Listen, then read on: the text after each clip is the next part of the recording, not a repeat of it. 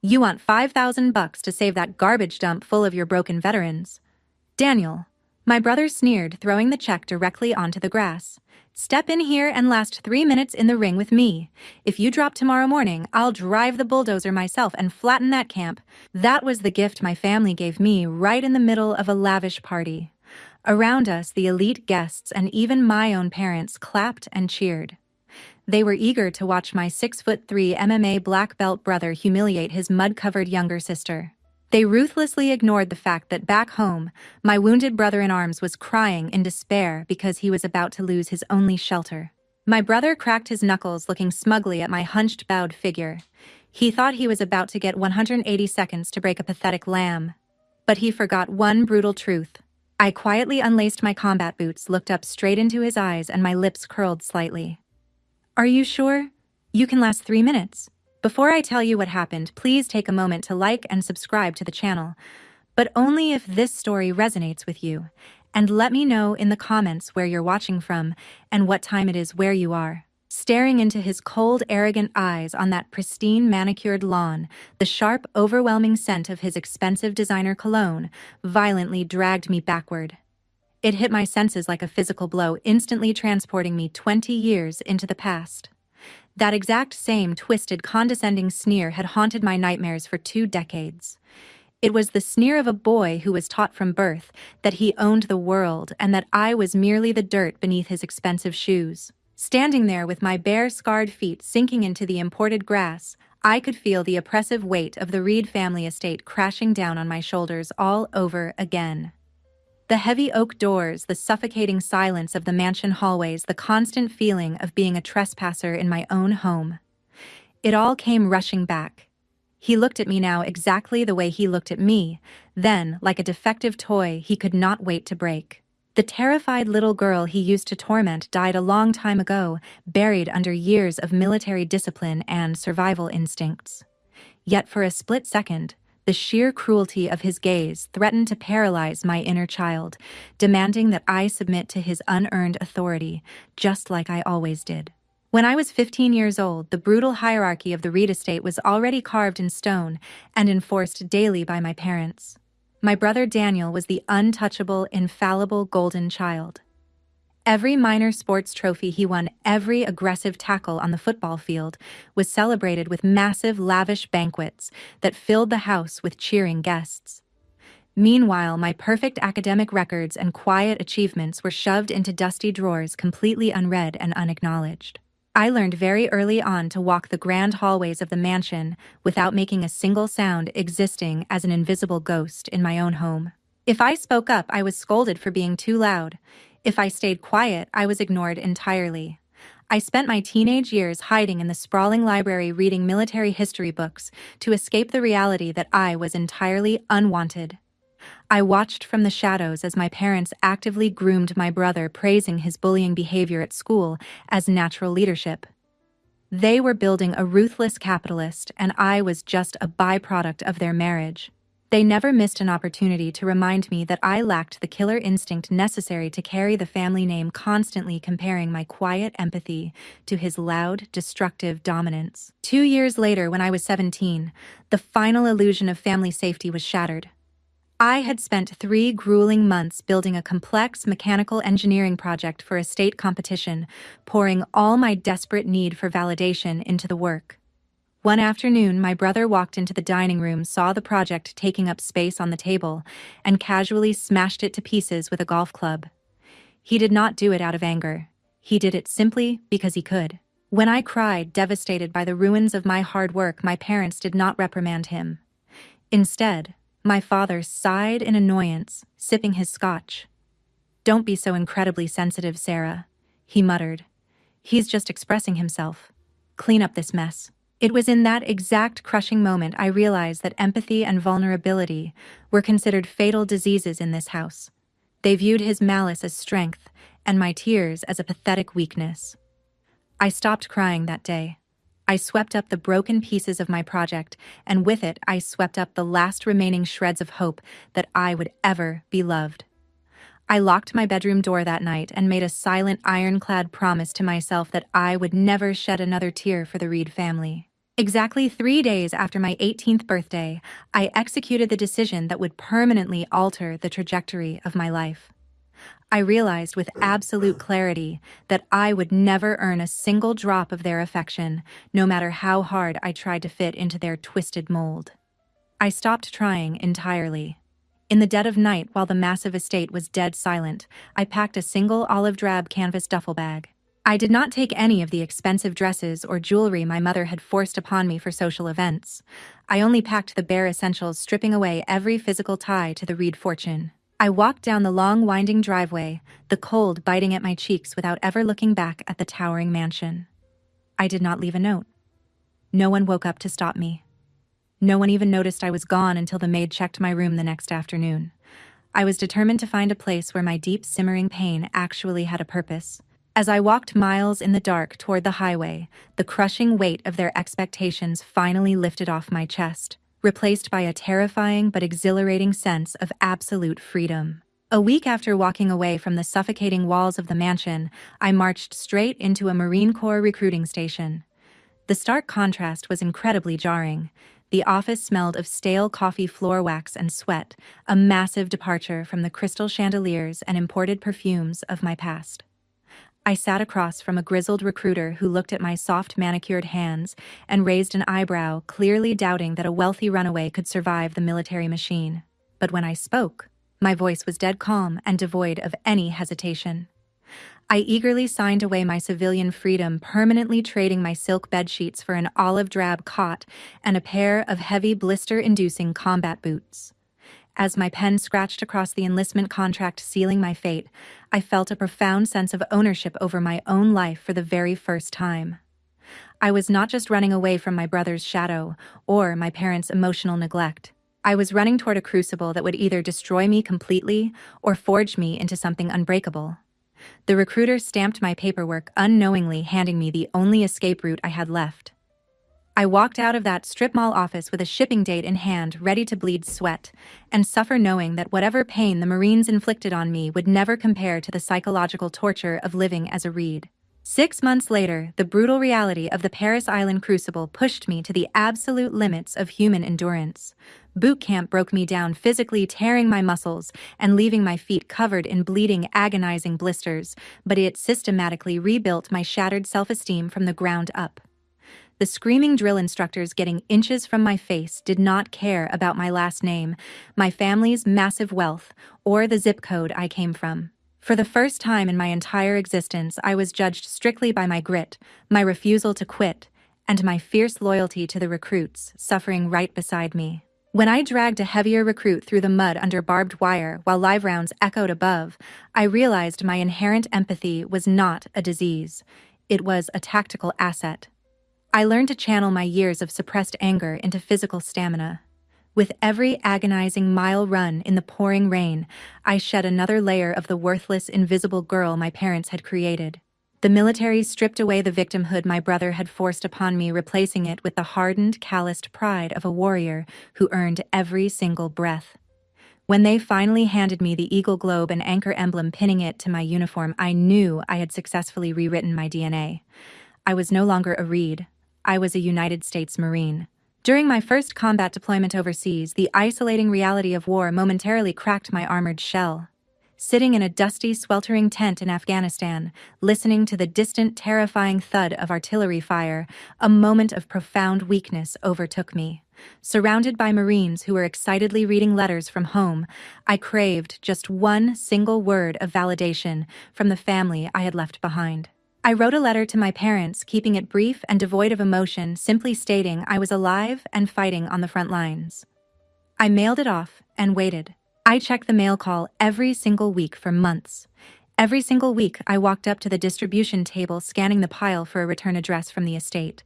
Every single week, nothing. The agonizing silence that followed was a physical blow to my chest. Other Marines received care packages stuffed with cookies and photographs. I received the deafening sound of deliberate abandonment. The letters were never answered. Not a single line. Not even a cold, dismissive postcard acknowledging that their daughter was alive in a war zone. That deafening, continuous silence confirmed what I had always feared. My bloodline had officially and permanently erased me. I imagined my brother turning my empty bedroom into another one of his private gyms, laughing at my pathetic attempt to reach out. That unanswered letter was the final nail in the coffin of my childhood. I burned my parents' address mentally, severing the last fragile thread tethering me to my toxic past. From that day forward, I stopped looking backward. The military became my only family, and I swore I would never again beg for love from people who were entirely incapable of giving it. Over the next decade, I earned my officer rank through sheer blood tactical brilliance and an uncompromising refusal to fail. Pinning the captain's bars to my collar was not just a career milestone, it was the ultimate proof of my self-worth. I learned to completely compartmentalize my trauma, turning my deep-seated pain into cold, calculating leadership that kept my Marines alive in the deadliest combat zones. I led troops into blistering firefights, making split-second life-or-death decisions with a steady hand and an unblinking eye.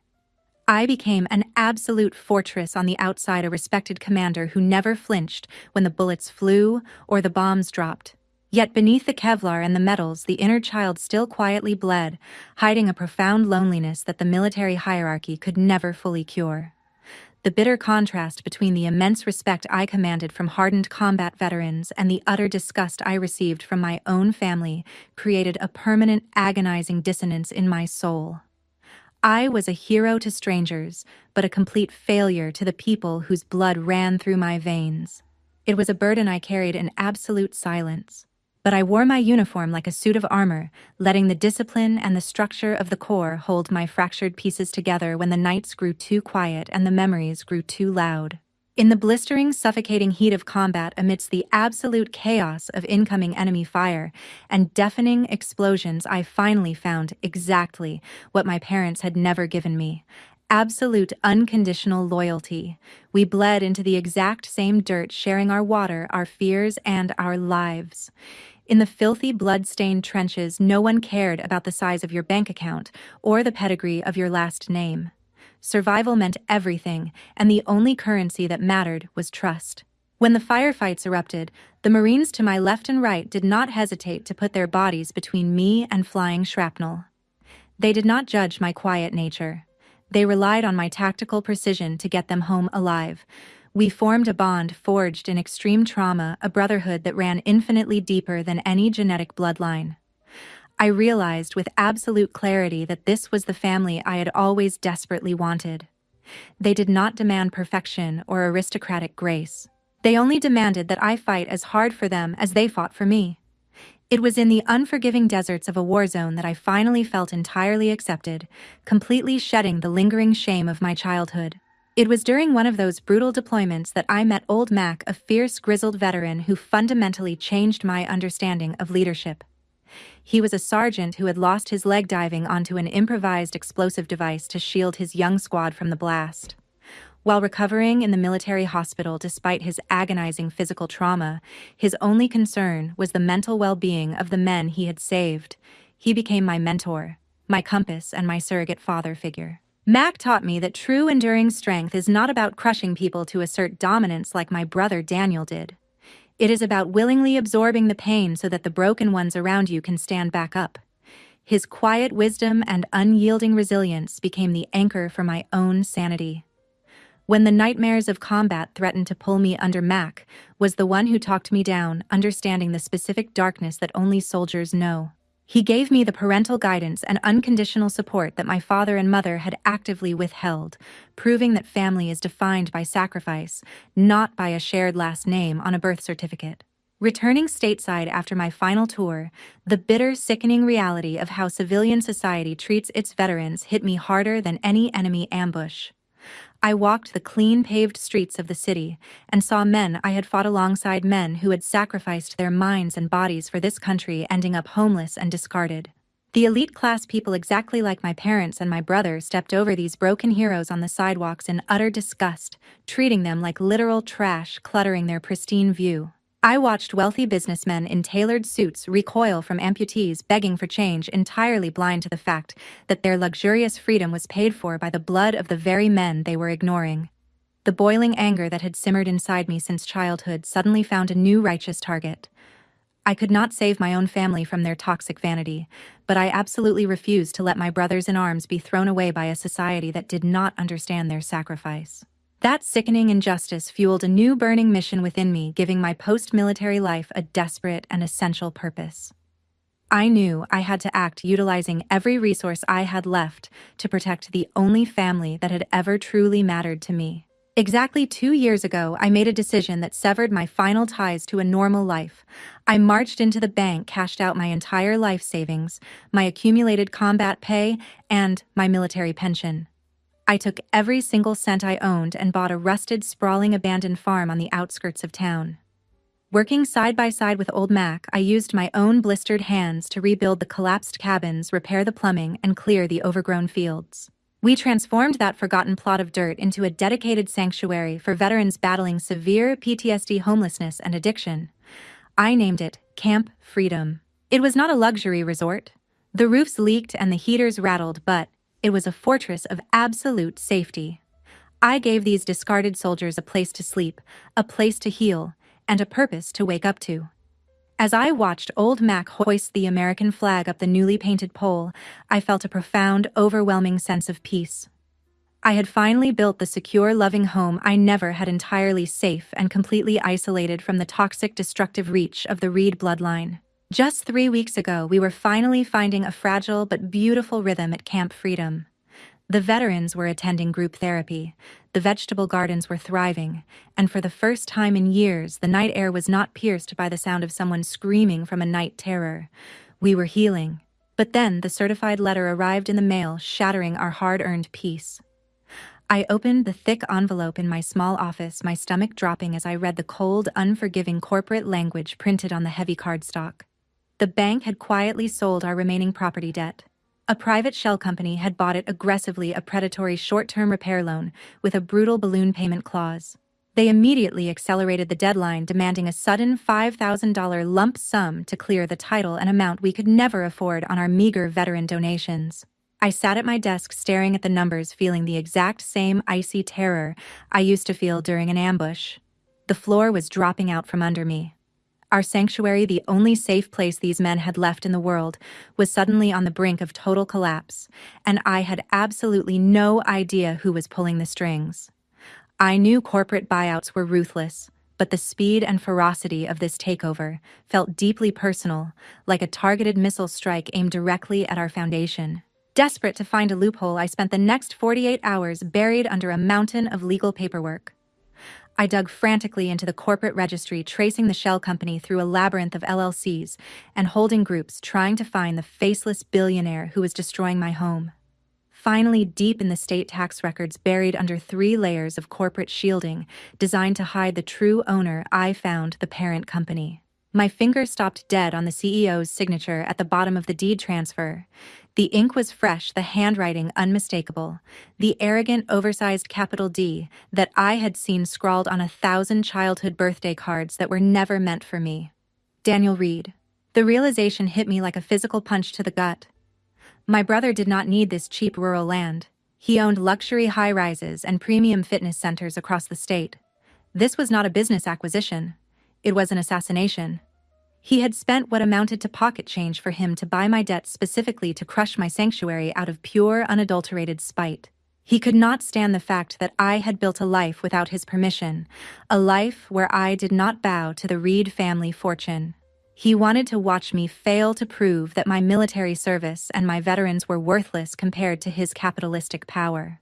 The sheer calculating malice of his actions made my blood run ice cold.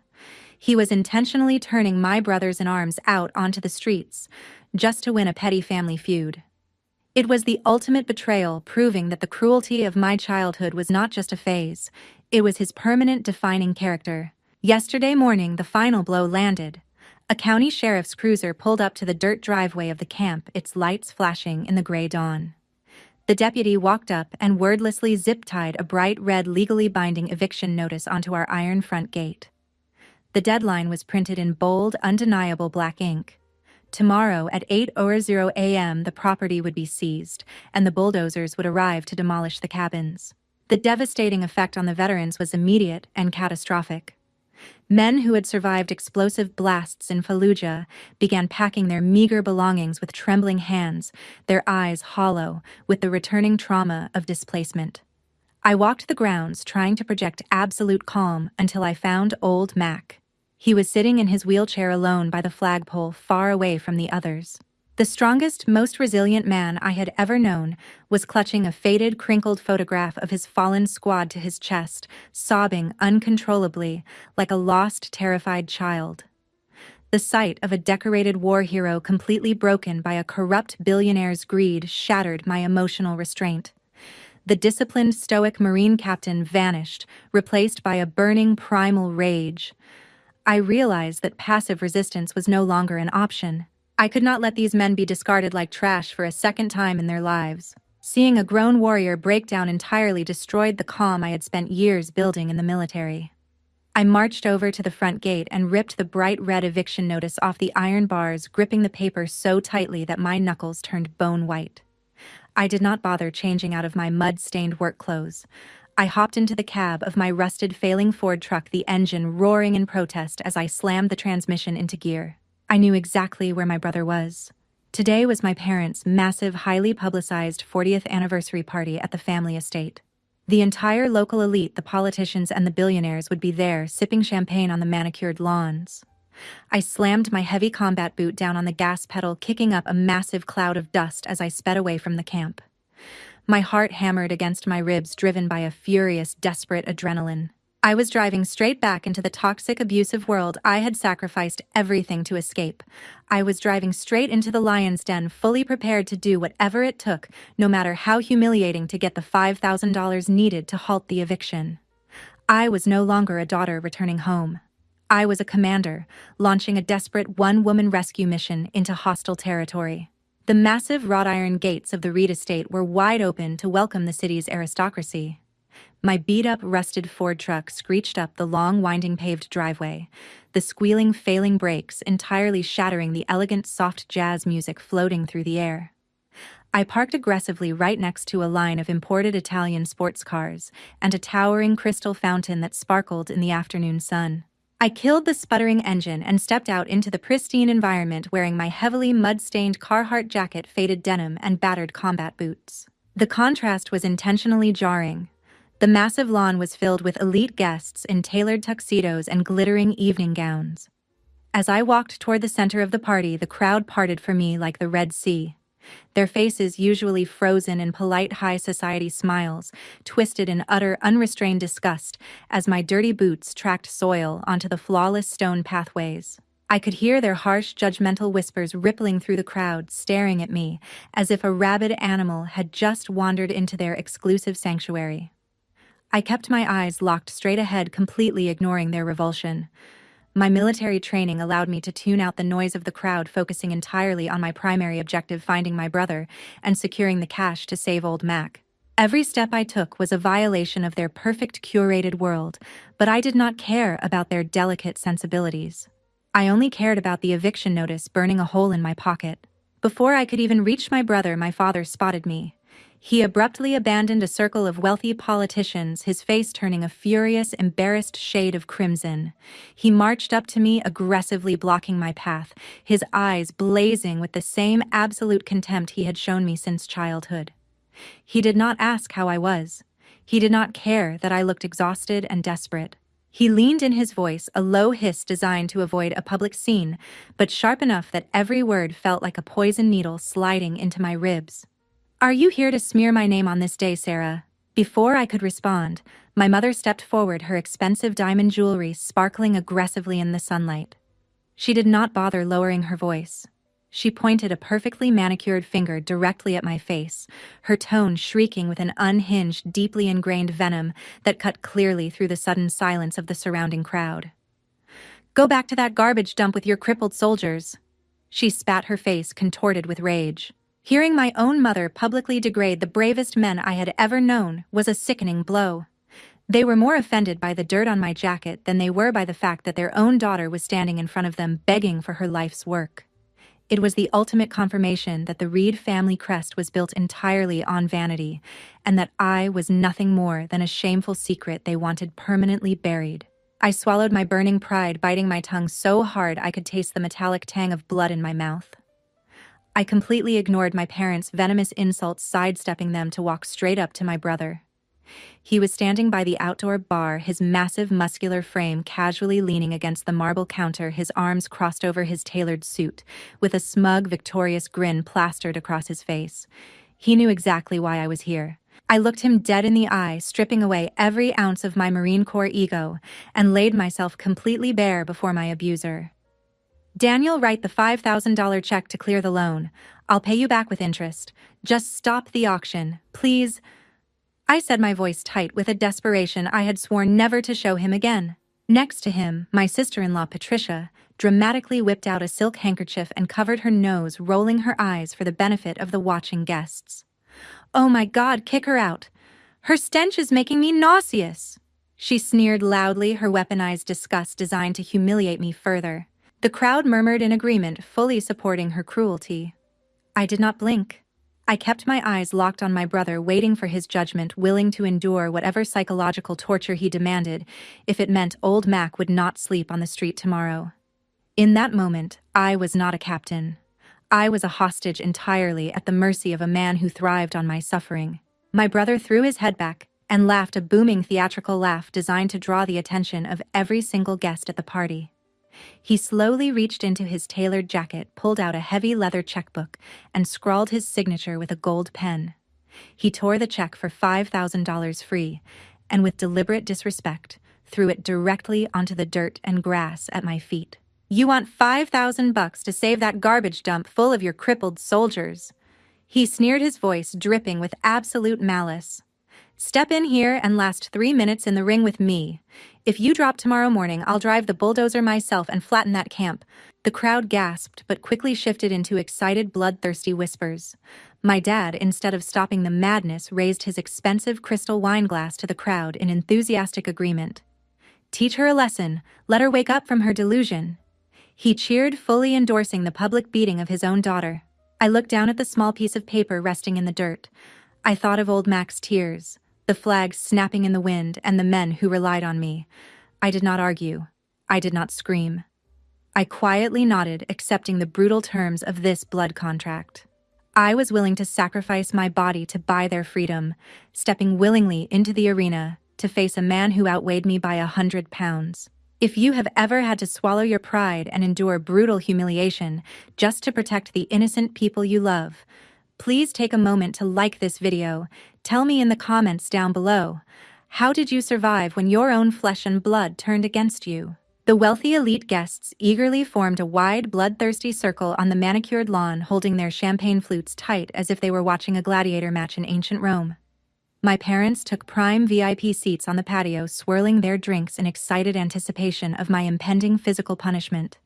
I stood in the center of the grass, the weight of their collective hatred pressing down on me. I slowly, clumsily bent down and began to undo the thick, muddy laces of my heavy combat boots. I slid them off, tossing them aside. My bare feet stepped onto the imported soft grass, and the bitter visual contrast was stark. My skin was heavily calloused, rough, and completely covered in jagged burn marks and old bullet graze scars from years of grueling combat deployments. I deliberately hunched my shoulders forward, allowing my spine to curve perfectly, feigning the exhausted, terrified posture of a helpless victim. My brother stepped into the ring, taking off his expensive suit jacket. He cracked his knuckles loudly, his massive 6'3" frame towering over me. He looked at my bowed head, fully believing he was about to get 180 seconds to torture a pathetic lamb. I looked up straight into his eyes, dropping the facade for just a fraction of a second, and my lips curled slightly. "Are you sure? You can last 3 minutes." The quiet, chilling confidence in my voice, barely registered in his arrogant mind, completely drowned out by the cheering of the sycophants surrounding us, eager for blood. Richard, the family butler, stepped hesitantly into the center of the circle. His hands were visibly trembling as he looked between my brother's massive muscular physique and my seemingly fragile dirt-covered frame. With a voice that cracked with nervous reluctance, he shouted to begin the match. Instantly, the illusion of a fair fight evaporated. My brother roared like a wild animal and lunged forward with terrifying, practiced MMA speed. He was blinded by his own towering arrogance, fully expecting zero resistance from a woman he considered nothing more than a pathetic, broken runaway. He did not bother to throw a probing jab or test my distance. He went straight for the kill. Shifting his massive weight, he threw a devastating, sky-shattering overhand right punch aimed directly at the center of my face. He fully intended to end this joke of a match in the first 3 seconds, wanting a quick, brutal knockout to satisfy his audience and cement his absolute dominance. The sheer kinetic energy behind his fist was enough to shatter a normal person's jaw into a dozen pieces. The crowd collectively held their breath, waiting for the sickening sound of my collapse, eager to see the rebellious daughter finally put down like a rabid dog on the family lawn. Time seemed to dilate, slowing down to a crawl as his fist closed the distance, his eyes wide with a sadistic, unhinged joy that he was finally legally allowed to destroy me. I did not dodge. I did not flinch, step back, or raise my hands in a frantic panic. By violently forcing my own posture against every natural human instinct, I rapidly tucked my chin to my chest and angled my head downward. I actively chose to take the massive heavyweight blow directly on the hardest, thickest part of my skull, the crown of my forehead.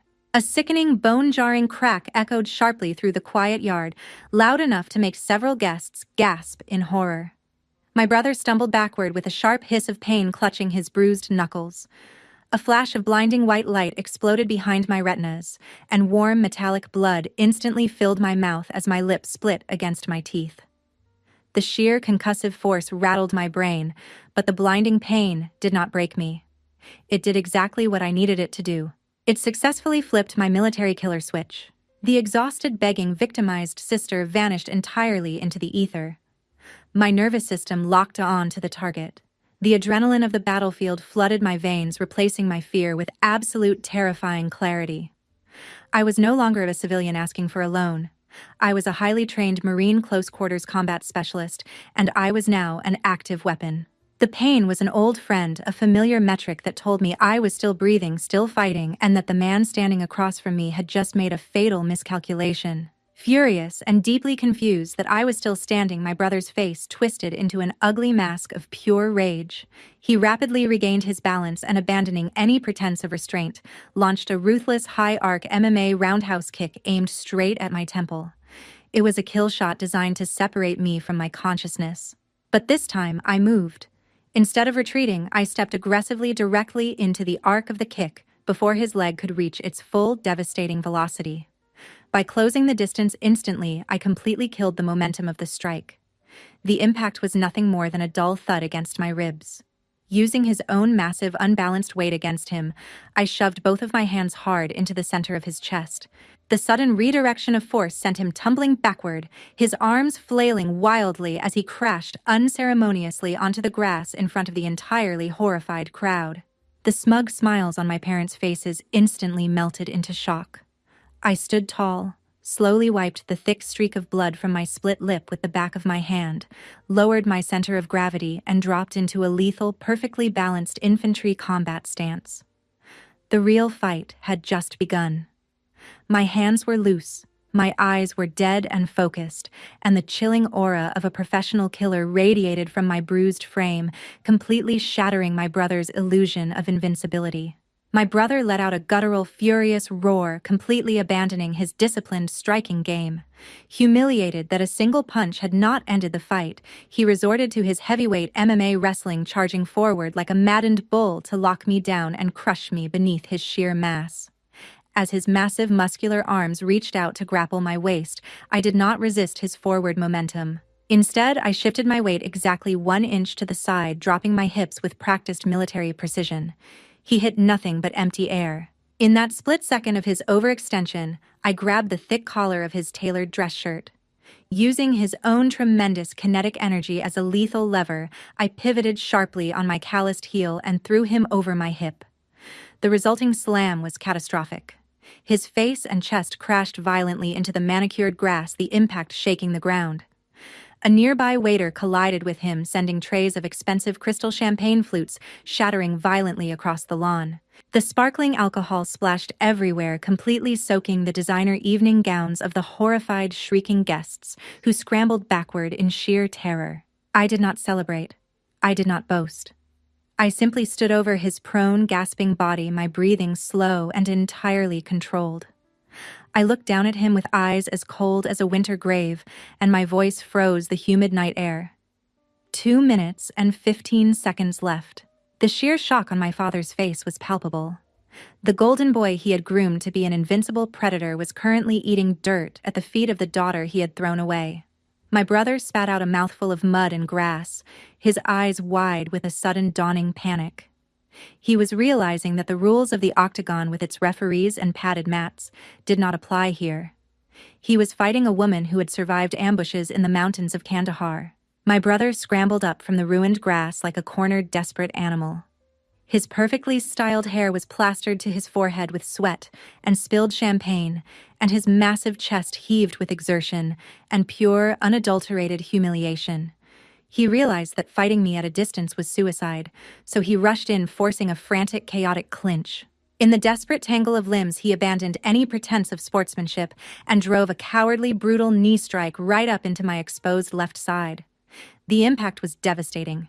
A sickening, bone-snapping crack echoed sharply over the lawn, loud enough to cut through the heavy silence.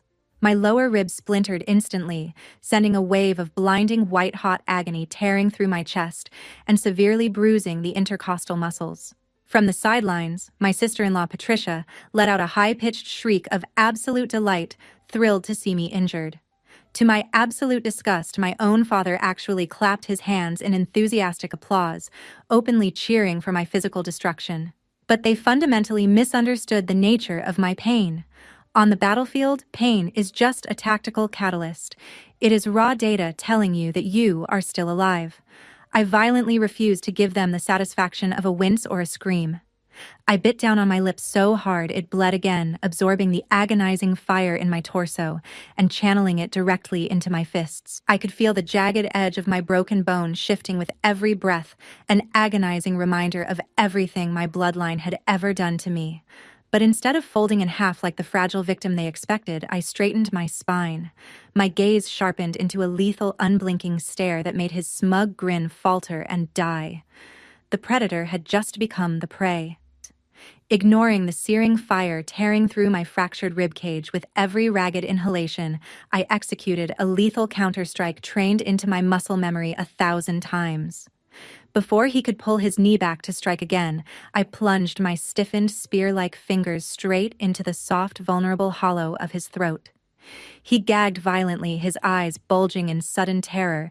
As his airway was instantly compromised, his vice-like grip on my arms immediately loosening as panic set in. I did not give him a fraction of a second to recover. I grabbed a fistful of his slick, sweat-drenched hair, yanked his heavy head violently backward to expose his jawline, and delivered a devastating, bone-jarring military crossface strike directly to the side of his chin.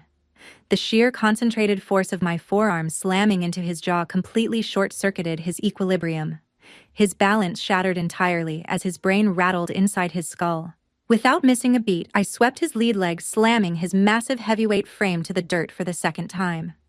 The fight visibly left his eyes replaced by the primal, desperate confusion of a bully who had finally met a monster he could not intimidate. The pristine lawn, once the symbol of my family's untouchable aristocracy, was now a designated combat zone, stained with mud, blood, and spilled alcohol. My brother lay flat on his back, gasping for air, staring up at the night sky in a state of absolute shock. His millions of dollars in the bank, his luxury sports cars, and his parents' adoration could do absolutely nothing to protect him from the harsh, undeniable reality of physical domination. Moving with terrifying, lethal military precision, I did not let him recover. I immediately dropped my weight and slid into a full, inescapable mount directly on his massive chest, pinning his arms beneath my knees. The surrounding crowd was dead, suffocatingly silent. Not a single person, not even my father, dared to intervene or speak. I did not throw flashy gym punches for the audience. I sought the fastest, most effective submission to neutralize the target. I slipped my bloodied hands past his desperate defense and applied a brutal, bare-handed Ezekiel choke. I locked my forearms together, driving the point of my chin directly into his eye socket for leverage, and crushed my wrists against his carotid artery, instantly cutting off the blood flow to his brain. He panicked, his massive hands scratching wildly at my forearms, his fingernails gouging deep, bloody lines into my skin. But I did not flinch. I just continued to breathe steadily, staring directly down into his bulging, terrified eyes. 10, 9, 8. I whispered coldly, audibly, counting down his demise so only he could hear it. His violent struggles grew weaker by the second. His face turned a deep, bruised purple, and his eyes slowly began to roll completely back into his head.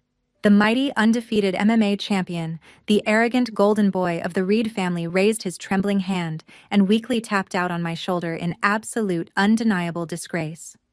The tapping was the sweetest sound I had heard in 20 years. I held the choke for exactly 1 second longer than necessary, just long enough to make him truly understand that his life was entirely in my hands and that I was sparing him out of pity, not love. I instantly released the chokehold, uncoiling from his chest and standing up in one fluid defensive motion. My brother rolled onto his side, gagging, sputtering, and coughing violently into the torn, muddy grass. His massive ego was utterly shattered into a million irreparable pieces. As he greedily gasped for oxygen, crying tears of physical panic, he finally realized a devastating truth. His shiny, heavily marketed gym martial arts were a complete laughable joke compared to the merciless life-or-death reality of survival combat. He did not dare look up at me, the man who had spent his entire life terrorizing me, the man who had confidently promised to destroy me in 3 minutes, was now curled in the fetal position, whimpering in front of the very high society peers he so desperately wanted to impress. The absolute humiliation of publicly tapping out to his estranged, mud-covered sister stripped away every ounce of his manufactured alpha male bravado. I looked down at his trembling, pathetic form, feeling no joy, no triumph, and no vindication. The realization that I had spent years fearing a man so fundamentally weak felt almost absurd. I did not offer him a hand up. I did not offer a word of comfort. I simply stepped back, leaving him to wallow in the ruins of his own shattered pride, knowing he would never ever dare to look down on me again. The soft jazz music that had been playing from the hidden garden speakers was completely dead, likely unplugged by a panicked caterer. The night air hung suffocatingly thick, heavy with the metallic scent of blood and spilled champagne.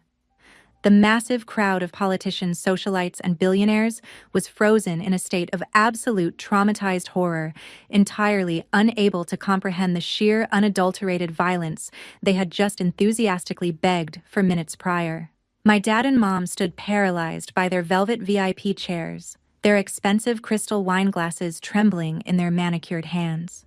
They stared at me with wide, unblinking eyes, looking at me not as a daughter who had just defended her own life, but as a terrifying, unpredictable demon that had invaded their pristine sanctuary. They did not dare take a single step toward me. The woman standing before them, bleeding but unbowed, was a complete stranger to them. Their wealth, their social standing, and their aristocratic titles were entirely useless against the raw, unfiltered reality of a soldier's discipline. There would be no family reconciliation, no tearful apologies, and no returning to the fold. The terrified silence of the elite crowd was the loudest answer I could have ever received. I was an outcast by their high society standards, but a true survivor by my own. Richard, the aging family butler, was the only person brave enough to break the suffocating silence. He approached me slowly, his polished black shoes crunching softly against the ruined grass. His hands were trembling so violently that he could barely maintain his grip as he reached down and picked up the crumpled, slightly mud-stained $5,000 check from the ground. He held it out to me, his eyes cast downward in a mixture of fear and profound, unspoken respect. He had worked for this family for decades. He knew exactly how much abuse I had suffered, and he had just watched me conquer my lifelong tormentor. I snatched the check from his trembling fingers without saying a single word. The small piece of paper felt incredibly heavy, carrying the weight of my dignity, my cracked rib, and the salvation of Camp Freedom. I carefully folded the check and slid it into the breast pocket of my dirt-stained Carhartt jacket, pressing it securely against my aching chest. The financial ransom had been paid in full, extracted not through begging or submission, but through absolute, undeniable force. The transaction was entirely complete. I did not owe Arthur Eleanor or Daniel Reed anything ever again. The check in my pocket was not just a loan. It was my permanent, irrevocable ticket out of their toxic, manipulative orbit. Ignoring the searing pain shooting through my broken rib, I slowly bent down and laced up my battered heavy combat boots, pulling the strings tight with practiced deliberate movements. Once secured, I stood at full attention, my spine straight and my shoulders squared. I swept a cold, utterly disgusted glare across the entire silent patio.